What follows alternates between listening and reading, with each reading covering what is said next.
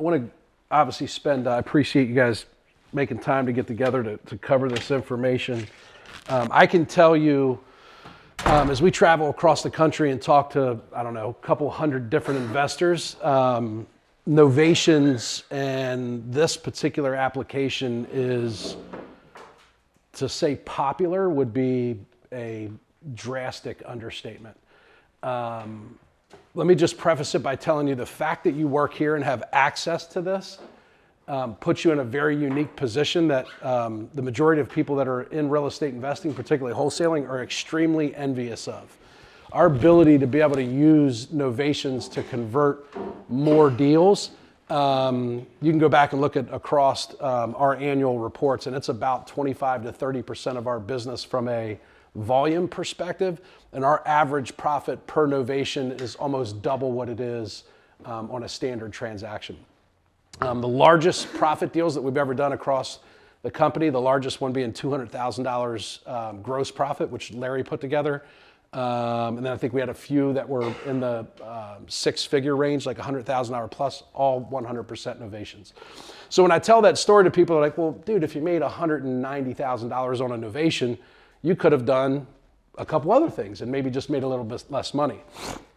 I like to call that, once you really learn this and its application and you get good at explaining it to customers, you get what I call Novation muscles, right? It's like on Larry's particular deal, it was a 4,000 square foot farmhouse, 40% renovated on 25 acres that we bought for around $600,000.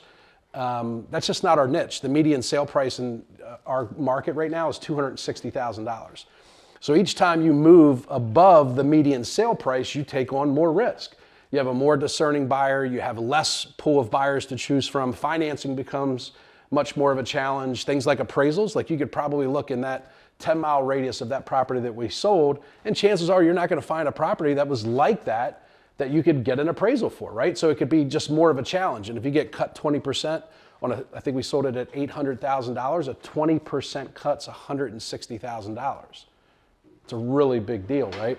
So what I want to start with is sort of unprogramming what a lot of people think Novations are.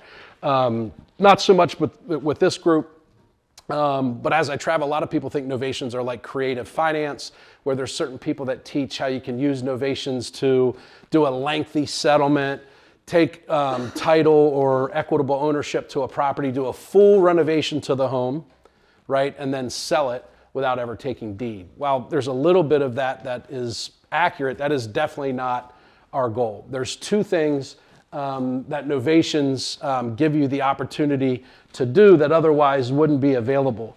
One is you have the ability to take deals, right? Let's say a deal that you would start with. Do we have any dry erase markers or Sharpies up here? A deal, let's say that you would normally buy for $70,000, right? Or let's use 100. So you would start with, let's say, a price anchor of 70, customer wants 125, right? We price anchor, we introduce Novations, and we get it under contract for 100. Let's call this max allowable offer, right? So you still put it under contract at your wholesale price or max allowable offer at 100, but because we price anchored at 70, right? And then anything that you know about negotiations always talks about there should be a compromise. If you come up $5,000, you should ask for something in return from the seller. Hey, Adam, just working really hard to try and get the price up. At $75,000, if we could find our way to come up to that price, would you be willing to clean the house out? I know you said that you'd prefer for it to be, take advantage of our leave behind program, but is that something you would consider? No, I really don't want to mess with that. That was a big deal for me, right? Geez, man, is there anything else that you could do? You want to try and get them to compromise each time that you move money, right?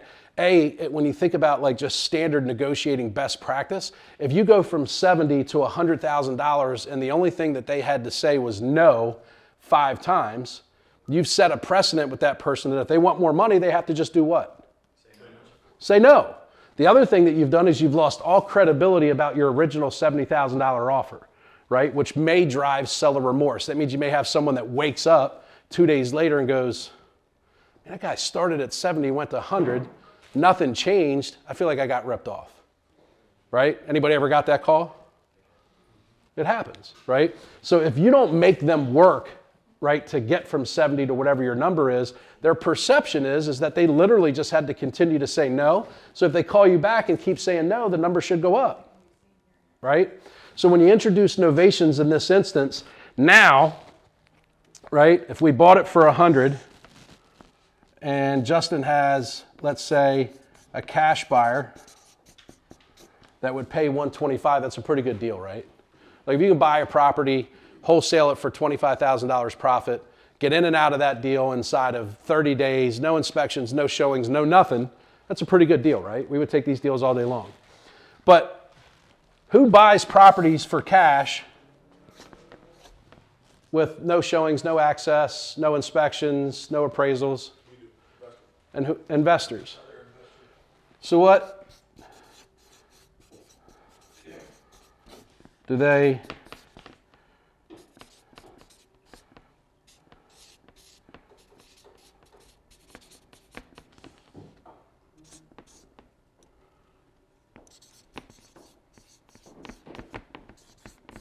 what do investors pay? Discounted price, retail price, or somewhat above wholesale? Wholesale, right? So if a cash buyer would pay $125 for a property, what would a retail buyer pay for it? Roughly. Okay. So would you rather sell it for $125 or $150? All day long, right? The other thing is we work really hard, spend thousands of dollars to create a buyer's list. You know who has the best buyer's list in the world? Anybody have a get? The MLS. So everything we try and do through building a buyer's list and Facebook Marketplace and all this shit pales in comparison to the MLS. Because literally everybody across the state, the nation, and really the world, because there's a lot of people that buy in certain markets from all different types of countries, right? They like to invest in United States real estate. So the ability, one thing that we have the ability to do is take wholesale deals and exit at retail values. All you have to do is be sure that you introduce the novation somewhere along your negotiations. One, you should be bartering and asking for something in exchange anyway. The two things you want to get in the habit of asking for when you're doing novations is access and flexibility on settlement, which in most cases, and we'll get in a little bit of the scripting, but in most cases when people say no to your wholesale price, they're pretty much saying yes to time. Like if someone literally needs to settle in 7 days, you should be getting a discounted price. That's an extremely motivated, probably distressed home seller, right? So when you introduce, and if you think about it, how many of our deals actually do close in 7 to 10 days? Seldom. Like people aren't that distressed. Anybody here close one in 7 to 10 days? What was our profit on that deal? 80, 90 grand. You offered him 150 and went back and bought it for what? After we found out he had to close in 7 days. 50 grand less. Said 150. He was like, okay, I'll take it. We said, nah. How's 100 sound? Right? So that's a very small portion of the people that we deal with. What you want to start to identify, and this is more about acquisitions, less about novations, is there's a difference between motivation and distress. Right? We assume, or we often, for investors, look for signs of distress. We don't necessarily need that. We just need motivation, right? But when someone is distressed, you're probably not going to end up with a novation. You should be focused on buying it at the cheapest possible price anybody could possibly imagine. Because if someone wants to close in 7 to 10 days, I mean, their resources are pretty limited. Their options are relatively limited. It doesn't mean that you wouldn't be able to negotiate a novation, but it just typically is not the best fit. So here's what we're going to go over. The buy contract, what a power of attorney is, how the third-party sale contract looks like, what the novation document is, and what the settlement document looks like. So novation is basically this. Who knows, if I say the word assignment in real estate, who knows what that is? Put your hand up. Larry, you don't know what an assignment is? All right. If I ask for participation, I expect it, so I'm going to call on you if you don't play along. So an assignment is when you get a contract, right? And then you sell that contract, actually not the property.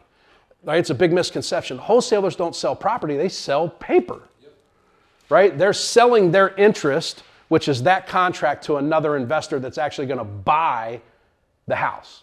Right? So what's cool about that is you don't have to have money, you don't have to have good credit, you don't have to have really anything other than a contract. Right? You don't have to renovate homes, you don't have to do any of that shit. So that's why the barrier of entry to wholesale is so low, because people literally can get into wholesaling, do a bunch of cold calling, get a lead, get it tied up, and assign it to someone that has money, that can renovate, that does have good credit, that has lines of credit, right? So the difference between an assignment and a novation is a novation, if you look at the definition that I have up here, actually means new or replacement. So where an assignment is us taking the seller, we have a contract, right? And we sell this contract and they go to settlement with B. This is an assignment, okay?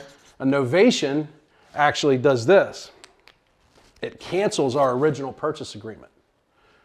Anybody know why we have to cancel this purchase agreement before we go into a new agreement? You can only have one enforceable contract at any time. So if I sign a contract to buy E's house, and then I sign another contract with Doug a week later for more money, this contract's not enforceable because it was executed during a time where I had this. So before we enter into a third-party contract, we have to cancel this contract. Well, what's the first thing that goes through people's, well, shit, if I cancel my contract, what happens to my investment in the deal? How am I tied to the deal? That's where the novation agreement comes into play. If you've ever read the novation agreement, it's a conditional release. It says, E, I'm going to let you out of that deal only to do this deal, right? But I take on all of this added responsibility. You know how it means we bought it from E as is. I'm now taking on the responsibility of appraisal repairs and inspection repairs. And this was no commissions, no fees. This has all kinds of fees and commissions. Does that make sense? So when we replace that deal with this deal, we take on all of the opportunity as it regards to price, but we also take on all of the obligation. So if you take those two contracts and you lay one over the top, whatever the differences are is 100% ours. Price, liability, inspections, commissions, transfer tax. Does that make sense? So novation means new or replacement. So the way that that's different than an assignment, like why not do an assignment? Anybody know why you can't do an assignment on a third-party retail deal? It's not financeable. Banks will not finance an assignment agreement. It's not considered an arm's length transaction. Lenders won't be able to get lender's title policy on it, and no lender I've ever met will lend on a deal unless it's hard money. Right? FHA, VA, USDA, conventional banks will not lend on an assignment agreement. They see it as a title issue, basically, because you're in the chain of title. You've never extinguished your right to the title. You sold it, and that to them is just not a lendable situation. Novations are, because we're out of the deal. Does that make sense?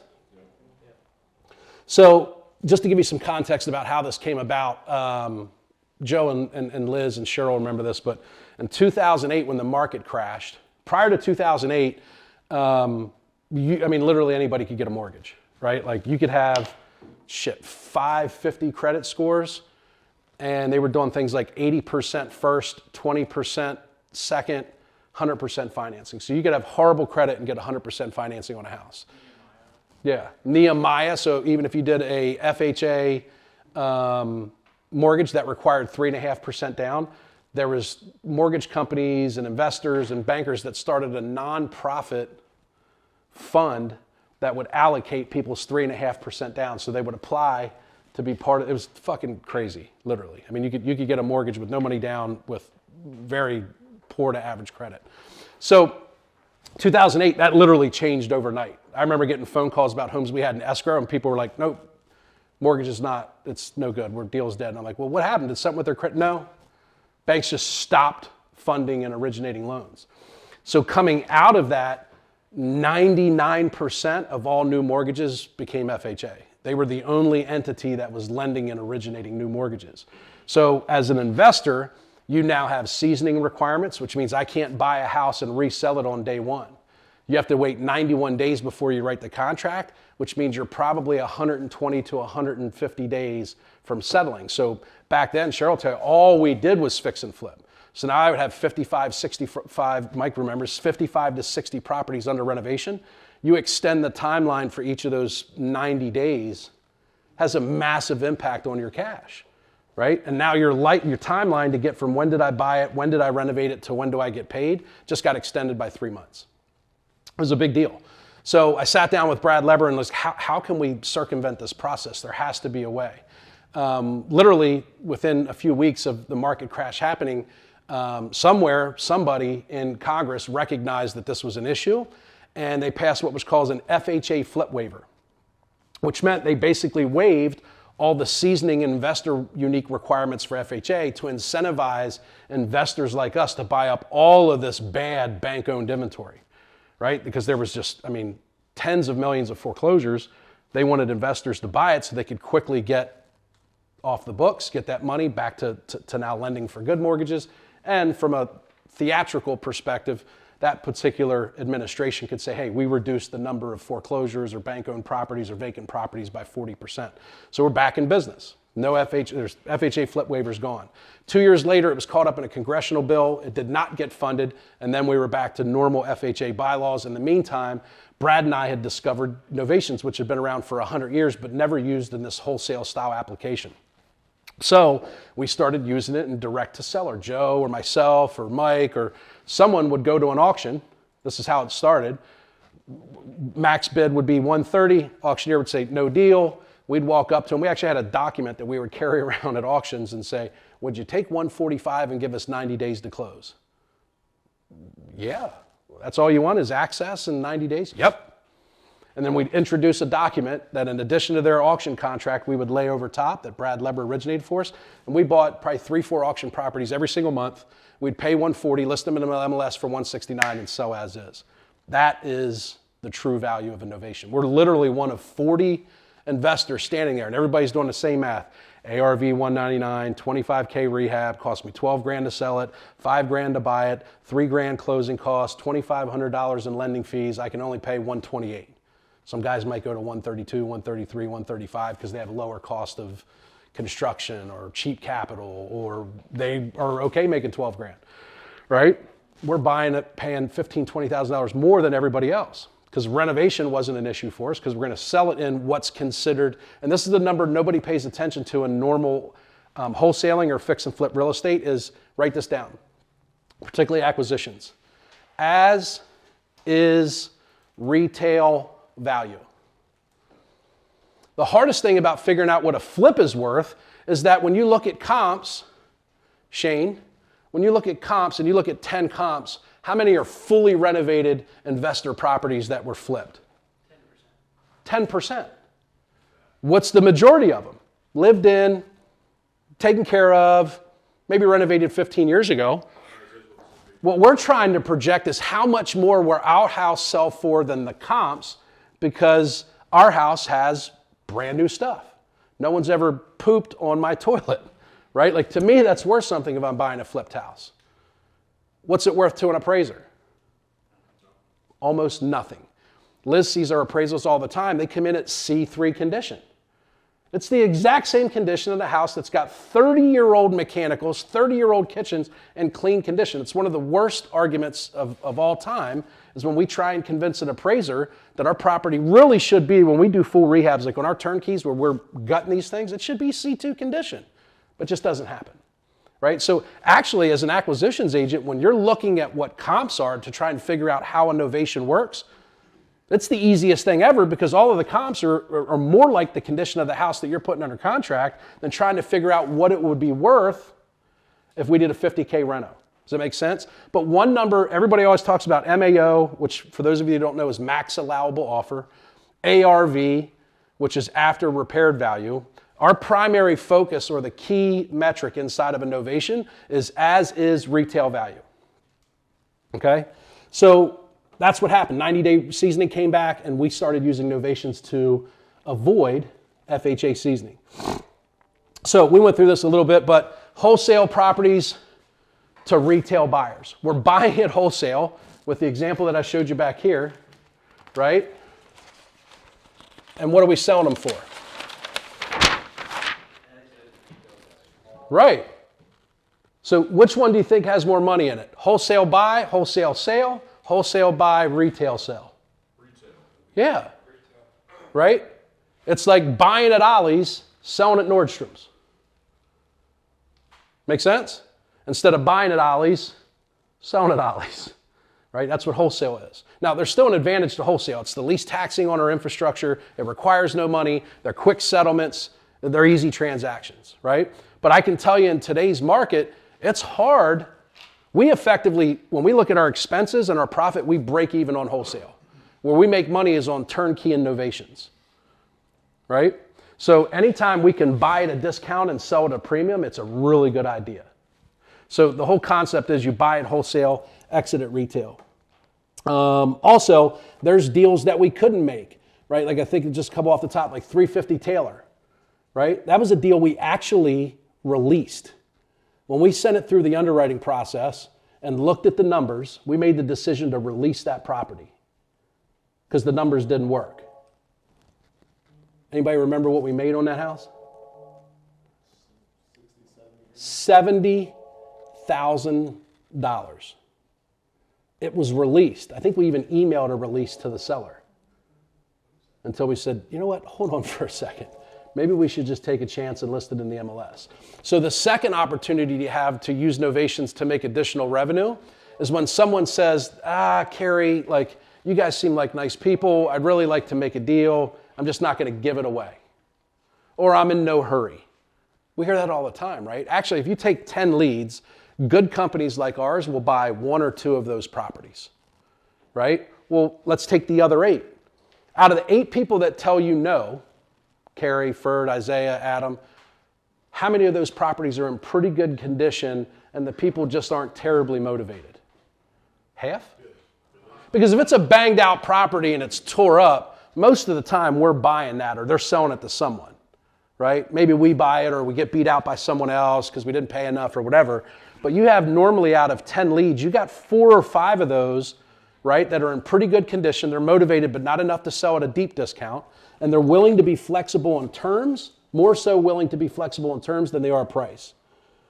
The other thing that makes me proud and I think is really cool about Novations is you don't just buy ugly houses, right? Like if you think about the biggest deals and the profit that we get, like that house you bought in Dallastown, it's tore up.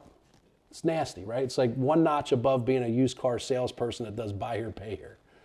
Not that there's anything wrong with that, but it's not real glamorous, right? Like if someone catches you in an elevator and they say, what are you doing? You got 5 seconds. The easiest thing to explain what most wholesalers do is I buy shitty houses. You know anybody that's got a shitty house? Like that's probably the most qualified lead for most wholesalers that don't do what we do. Isn't it cool to be able to buy nice houses? 350 Taylor made $71,000. How much reno do we do that? Any RTI repairs, Liz? 0. We made $70,000 on a house that we did no renovation, 0 appraisal concerns. It's awesome, right? Under normal circumstances, without a novation, that deal gets released. We don't even make it, right? And it gives you the ability to maximize your profit on every lead. Oh, Ben, you got this to cast? That's mine. I'm just pretending like a viewer here. Oh. Can you, I want to show, so anybody have any like concerns or have a tough time about how to pitch a novation? Like how do you introduce it? As far as introducing, it's just if I can't give them their what I come up with a cash number, then I ask them for a time and access. And basically, the way I pitch it is all the stress that you don't want to deal with, doing repairs and all that. Mm-hmm. And deal with a real estate agent and paying those commissions. Obviously, you know, they don't just magically go away. We have to pay them, but you have a number in mind that you want to get. I can get there, but I just need Flexibility. So that's pretty good. And each of you will have your own sort of spin on it. What I want to give you is maybe some good word tracks or scripting that you can use to simplify how you transition into that presentation. And then also what I think this will help you do is simplify some of the stuff that comes along, like when they see it listed in the MLS for $100,000 more than what we paid, right? Like anybody worry about that? Yeah. So the only thing that you can really do, Ben, I'm going to send you this new slide deck if you can pull that up. So the one thing that we want to do is sort of grease the wheel or make the disposition, sales, settlement, HUD, POA process a lot easier by how we explain it to people on the front end. Did you get it, Ben? I want to show you before we get into that. Does this make sense? Wholesale assignment typically sold to an investment. Novation is an assignment style transaction, but most frequently sold to a retail buyer. So novations effectively are wholesale style transactions, no cash, minimal renovations, no lines of credit. I don't have to fund the deal, but I'm selling to a retail buyer. So just go to now slide 7. And just give me 2 minutes and then we'll go to slide 8. So here's what happens, and this is when I'm presenting this. People have never heard of it before. You guys have the luxury of at least understanding it to some capacity, so you know sort of as a last negotiating tactic. It's like, hey, if I can't make a deal at the cash price, I can introduce the need for access and an extended settlement time, and it should give me flexibility to pay more. When I'm teaching this to people that have never heard of it before, here's what happens. We get to a point where I'm maxed out. I'm at 100 grand. They want to be at 125. We do one of two things typically in investors. We'll refer it to an agent, right? And we'll watch it get listed for 159, sells in a couple days. We get a referral, say 3% of $3,600. We get like $900. That's cool. Like you've been able to monetize an otherwise dead lead. Or we put it into follow-up, and we hope that something with their situation changes.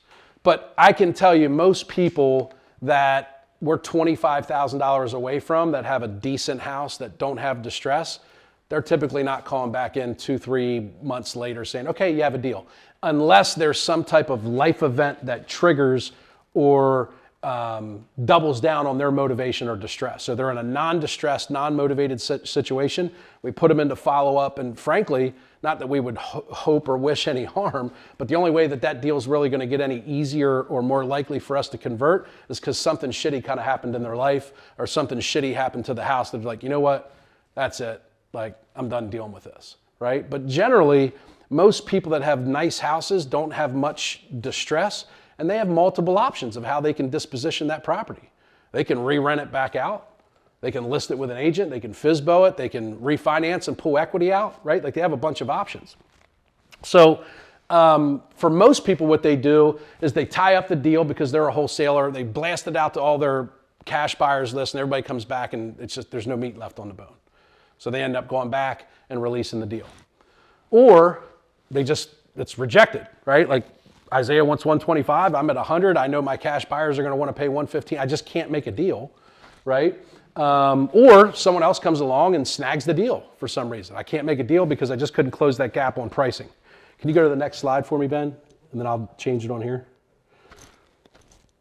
So this is how novations create deals for us, right? Like the typical deal that we buy in wholesale at discounted prices, imagine this is a seesaw, right? When condition drops, what happens to motivation and discount? It goes up, right? So this is how I came up with, typically we're buying houses that are in poor condition. Either the property or their personal life is in shambles, which drives up motivation and distress, right? But we did talk about if we get 10 decent leads, how many people fit this description? 1 or 2, right? So what we hope for is that we can convert those 1 or 2, but I can tell you how many people you think are buying list of people that have visible distress. If they're on the tax delinquent list, pre-foreclosure list, divorce list, DUI list, there's all kinds of lists, right? What do most investors purchase? Motivated seller list. So they're already being focused on or targeted by every investor in the world. So not only do you have just their pricing and their expectations to work through, but now you're competing with 2 or 3 other people at the appointment.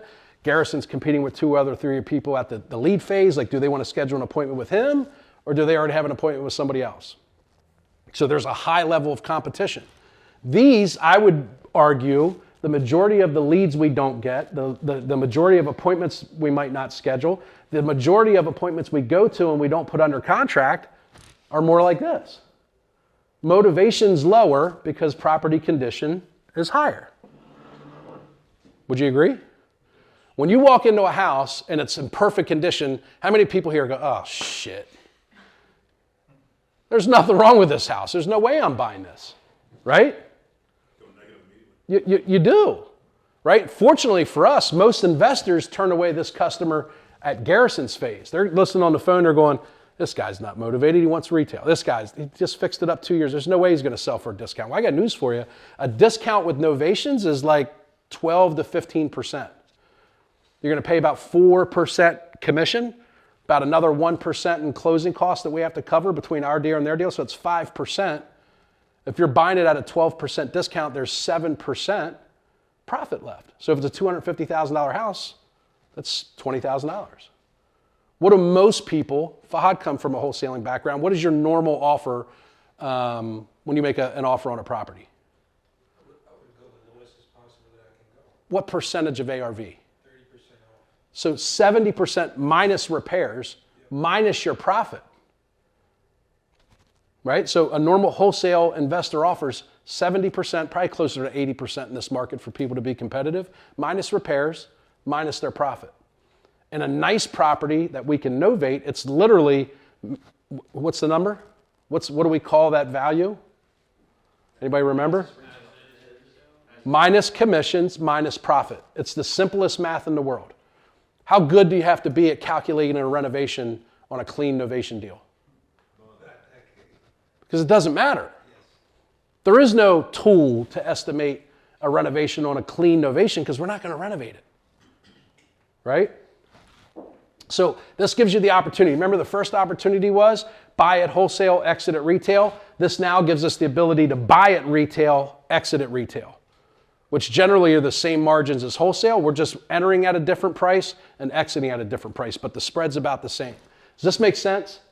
Right? You see the seesaw? Most times we're buying heavy condition issues, high motivation. This allows us to convert. And then everything in between, like maybe condition's pretty decent but not renovated and motivation's a little bit higher, right? So it gives us the ability out of those 8 or 9 people that we're not buying homes from because of the seesaw being out of balance, we now are able to make a compelling offer to all 9 of those people. If you convert 20% of those people, it's another 1.8 or 2 deals out of every 10. So now you're buying 3, 4 out of every 10 versus 1 or 2. See how that makes a really big difference? And then out of those 4 that you buy, if just one of those you bought at wholesale and you introduced and got approval for access and novation, now instead of making 25 grand to a wholesale buyer, you make 45 or 50.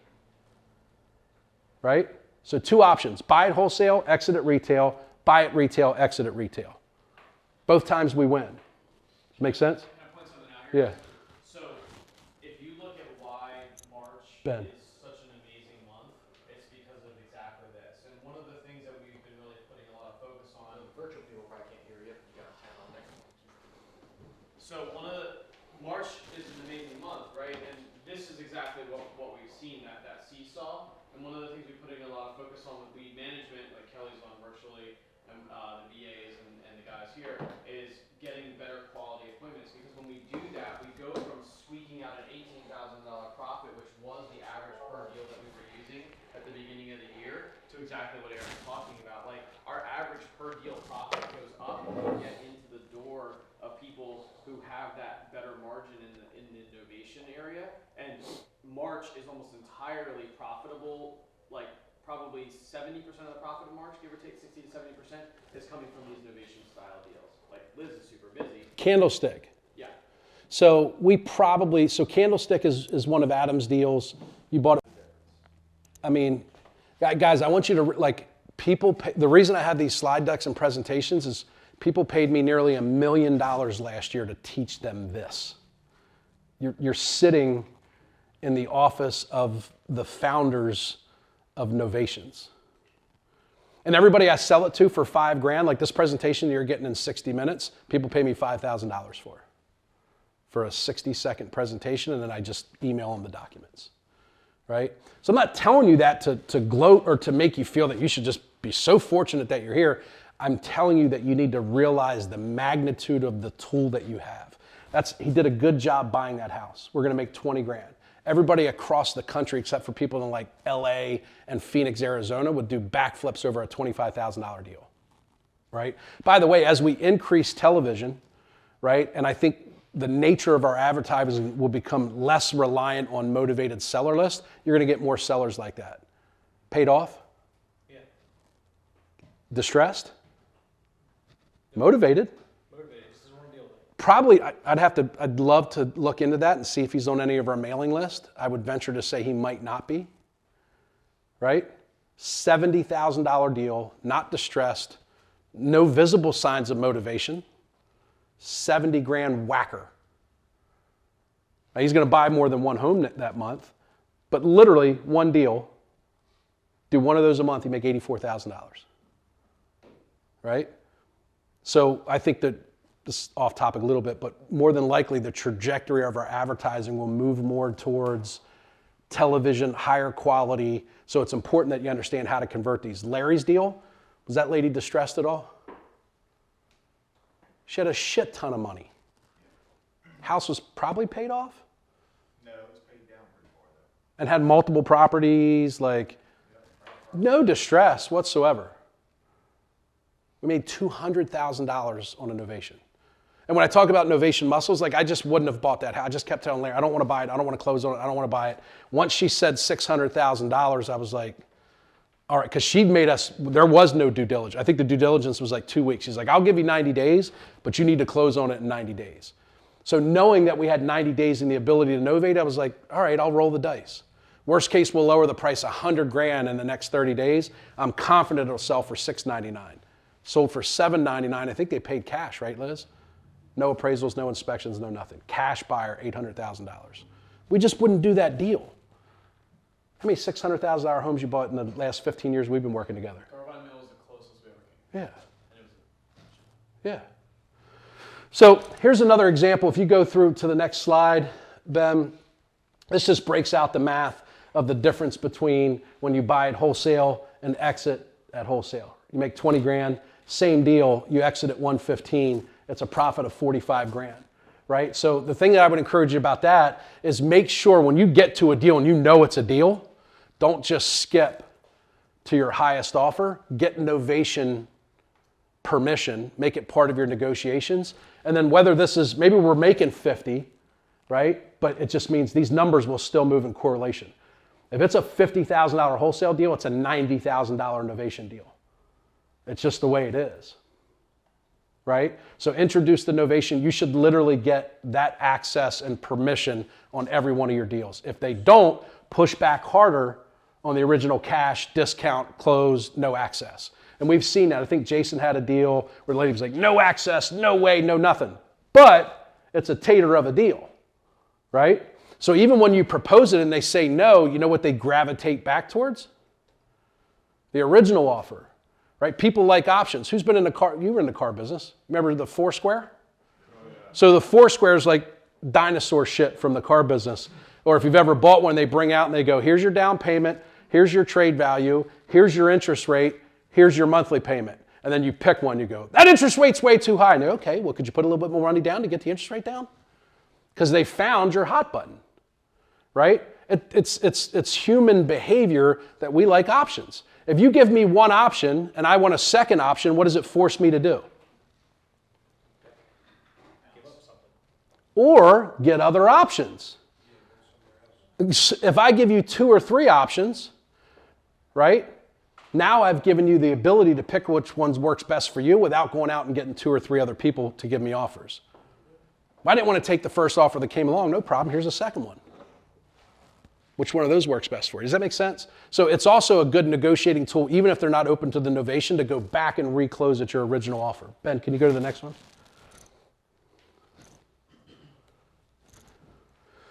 All right, so this just breaks down, like normally what would happen is, in this scenario, we offer 70 to 85, seller's bottom line's 100, as is retail value's 129. We refer it to an agent. They list it and sell it for 129. We get a 25% referral. It's $975. For most people, that's really cool because you compare it to zero. But if you compare $975, I like to use the word measly, a measly $975. If you novate that deal, it's still selling for the same price, right? After commissions, we make $23,495. I'd take this all day over that. And it's really the same process. It's listed in the MLS. We sell it to a retail buyer. We're dealing with appraisals, inspections, commissions. The difference is, do you want $975 for your trouble or do you want $23,000? I think we'll go with the $23,000. And the great thing for Liz is she gets the listing either way. The benefit for her, she's dealing with us, with our resources and the ability to get through RTIs, appraisal repairs. We're a non-emotional seller versus dealing with this seller who's emotional. Does that make sense? So, Ben, can you go to the next slide? Now I want to get into how, like, what I think is the best way to transition or explain how a novation works and why we're asking for this flexibility with a seller, is I would say, so Isaiah, man, at this point, it feels like we've kind of hit a crossroads. You're a super nice guy. You got a great property. And I can tell you, we'd love to buy in this neighborhood. I mean, this is just a really nice area. We love the school district. But I kind of get the sense that maybe you're done negotiating. You've said a couple times now that you won't go a dollar below 100,000. And, for me, this is probably the hardest part of my job. I love to help people. That's why I'm in this business. It's part of our core values and our mission with Integrity First Home Buyers. And I hate leaving here without being able to help you. I mean, I feel like a jerk. Like at this point, it feels like we're just going to kind of shake hands and part ways, and then it's back to the drawing board for you. I feel like I let you down. So that bothered me so much, and bothered, there's 6 other people that buy homes like I do. We got together as a company and said, is there a way that we could help people, really nice people like you, and pay more for their homes, but still have it be a good investment for the company, right? Because I think you agree that this needs to be a win-win scenario. Like if I get a great deal and you don't make out well, we might make a bunch of money, but over time, that's not great for either of us, right? Eventually, you're going to resent me. And frankly, we would probably not have the reputation that we do now. So we put our heads together and we thought about it, and we came up with what we call, and this is what I would encourage you to use this with every single seller. It's what we call the Equity Protection Program, EPP. Not PPP, Isaiah. You can say that too, you don't have to. But it basically helps people like yourself that are motivated, that would like to do a deal with someone like us, but really wants to protect more of that equity they have in the deal. Maybe it's because they owe a little bit more in the house. I'm not sure what your situation is with what you owe, but a lot of times we find that people just want to get what they owe from it. Now, the one thing I've just done there by saying that is I let them know that it's okay if you sell it for what you owe, even if we haven't talked about that up till now, right? Where some people will tell you, I'm sure you guys hear it all the time, I got to get more than what I owe. I need $10,000 to pay off credit cards. Well, what happens if you sell it and you just don't get enough to pay off your credit cards? Would you rather not sell it or just be free of the mortgage and then be able to focus on just paying down those credit cards? What do you think they're going to say? But you guys are already doing that. It's just normal closing, right? But what I've done is by saying, a lot of people just want to get what they owe, and that doesn't matter to me. You could owe 0, I'm not going to offer you 0. And in the same respects, if it's worth 100 and you owe 200, I'm not going to offer you 200 too, right? So your payoff really doesn't affect the value of the home, but I do understand how it impacts how much you might be willing to sell it for. So we put our heads together and we came up with this equity protection program. And what it allows us to do is pay more, sometimes a lot more, for a house. And then if you're willing to work with me, no more on price, I promise, right? Like I get it, you're all done. But if you just give me a little bit of reasonable, so use the word reasonable access, and then just be a little bit flexible on time. Should we even get into that, or do you want to just rule that out right now? What do you think most people are going to say? Tell me more. I mean, what, you're gonna pick what I want? Yeah. Yeah. So, and at this point, Isaiah, it sounds like, I mean, you said, hey, that price doesn't work for me. I'm in no hurry. So the timing's probably not a big deal for you, I'm guessing. Right? When you said I'm not in a hurry, is that kind of what you meant? Like, doesn't matter if I close in an hour, you're not going to sell it for 70. Okay, that's what I figured. So they've already told you that, right? So you want to get in the habit of using terms like this: 60 to 90 business days. 60 to, because what is 60 business days? How many real days is that? 70-ish, 75. What's 90 business days? It's more like 120, right? So what's the upside of that? If it takes a little bit of time to get due diligence, if it takes a little bit of time for us to maybe get some repairs done after it's under contract, if the retail buyer extends, right? It gives us more leeway. You can use it with due diligence. How about we get the due diligence done in the next, 21 to 30 business days? Would that work for you? So just add business days to you can even put, if we want, it might be a good thing to change on the contract. That way you don't have to, because if you write, I think the contract now, it just calls for a date. It could be something that you can incorporate in your documents. So you're probably asking, Eric, like, how does that change things for you? Well, Isaiah, the reality is the first offer that I made you, we really have one, maybe two strategies. I can buy it from you, fix it up, and sell it and hope that someone loves all of the updates that I made. And if I finish the basement, God, I hope that they wanted a finished basement. If I put a white kitchen in, I got to hope that they love white and they didn't want a dark wood cabinet. There's a lot of guessing that comes with it. You probably watch HGTV, right? And these people are picking out kitchens and shutter colors and all that stuff. Or sometimes we're able to sell it to another investor like us that will either fix it up and sell it on their own or fix it up and rent it out. That's it. If you take advantage of the equity, again, I'm getting ahead of myself. I'm not even sure that I can get you qualified for this program. I'd have to make a quick call. People love to be accepted into a group of people. I'm telling you, from a kid my age was 5 years old, he wanted to make a team, not because he wanted to play, because he wanted to be accepted by a certain group of people. It's human behavior. I would encourage you to say, oh man, I feel terrible. I'm getting a little ahead of myself. I get excited when I feel like I can help people. And I'd have to get you qualified for the EPP program, but let's go ahead and work through it. And if it sounds like something you want to take advantage of, I promise you I'll make a call. Okay? So you're thinking, Eric, well, how does that help you? Well, rather than just that one strategy that I have, I now have 4, right? If you were to put the house on the market today, would you want to give a potential buyer 4 different prices?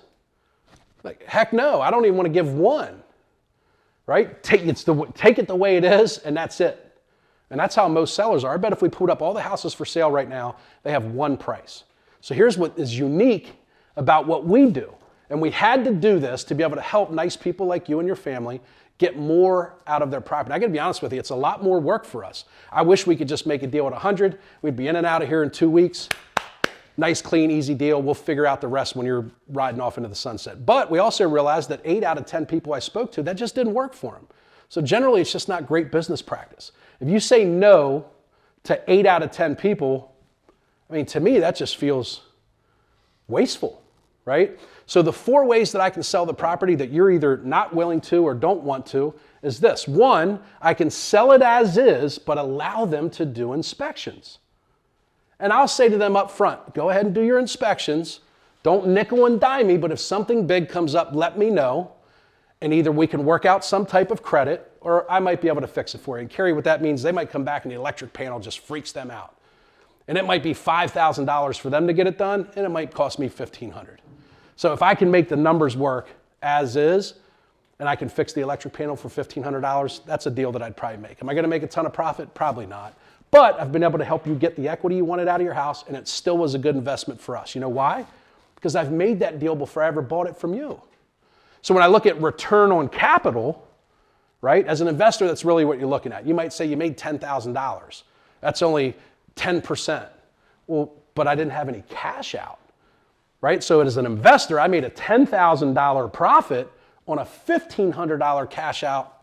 That's 100x my money, or somebody else that knows better math will tell you. I can tell you it's a really good investment. If I told you give me $1,500 and I'll give you 10 back, would you do that deal? Sure you would. It's a good investment. If I put in 100 plus closing costs and made 10, Now that's like a 6% return. If you were on Wall Street, you would say, no, that's not a good deal, right? So as is, right? But we allow them to do inspections and we'll work with them on some of the bigger stuff. Now you could do that too. Is that something you'd be interested in? They're going, no, right? Number 2 is someone that wants to just pick out 1 or 2 things they want to do. And I got to be honest with you, Carrie, I hope it goes this way because this is actually how we make the most money. They're going to come to me and say, I'll take it the way it sits, but I want a brand new kitchen.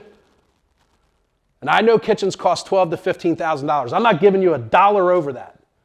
Carrie, you know how much kitchens cost me? 5. So now I'm actually making profit on the renovation, not so much the price because you did such a good job negotiating. I can't really make money on the sale of the home. Now I'm making money on the renovation. The third buyer is someone that says, I want a kitchen and I want a roof. And I always pick whatever the second thing is, something they know is wrong with the house. Does that make sense?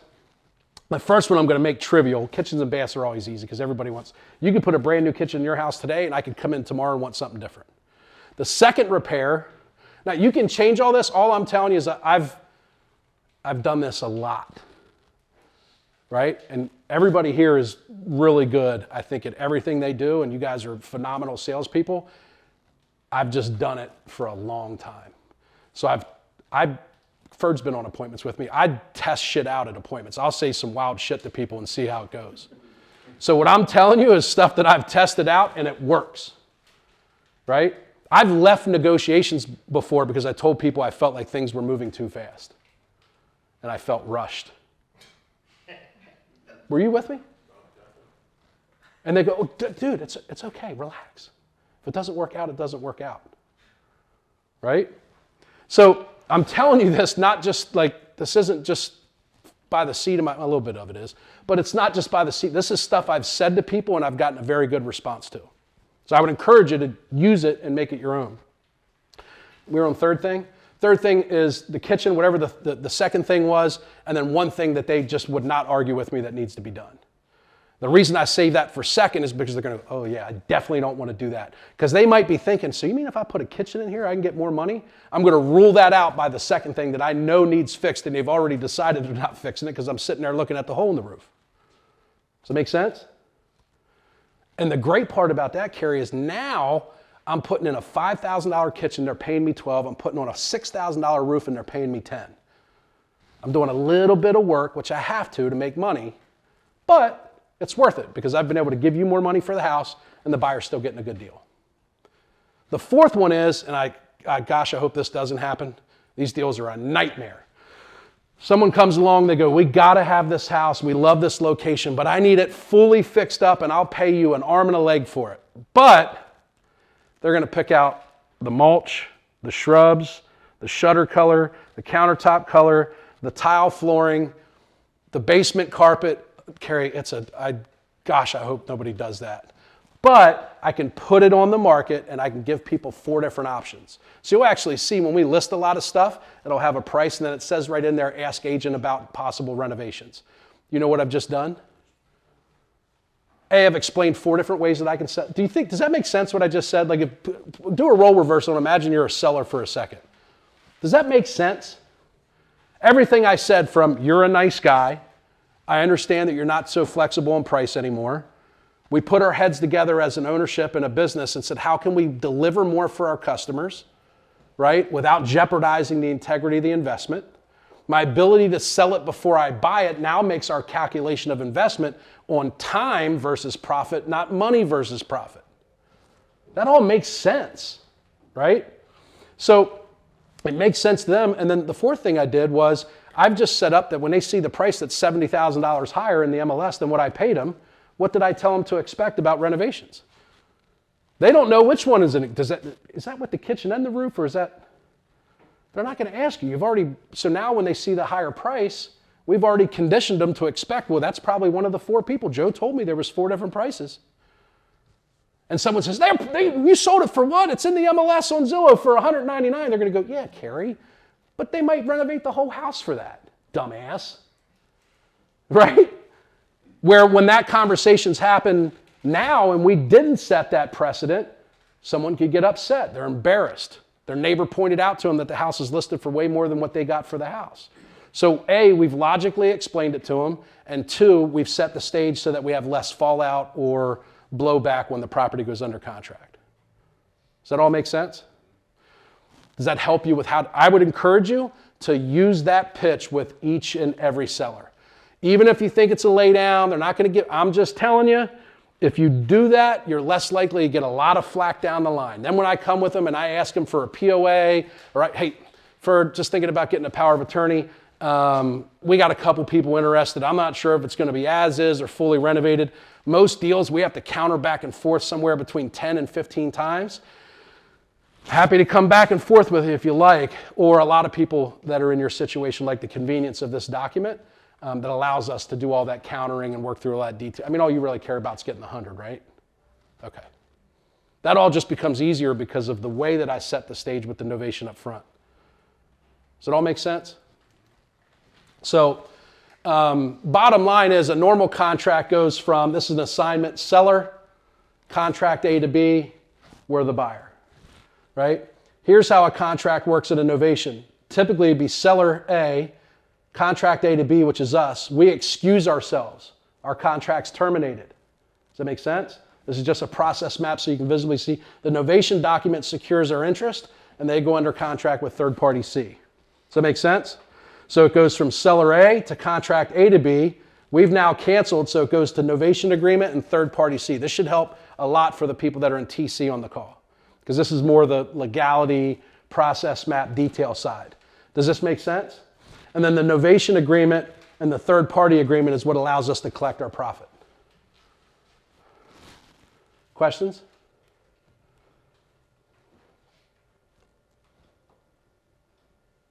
That's all I really have. By the way, I spent total probably 12 hours in recording video that goes through every single step of the process. It might be useful for TC.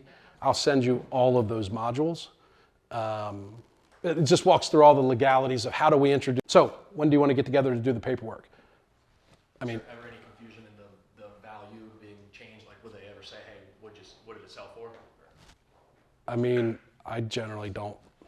They're going to see it anyway. I was going to say, it's going to be right on the contract. But again, my experience has always been I'm presenting it the way that I taught you.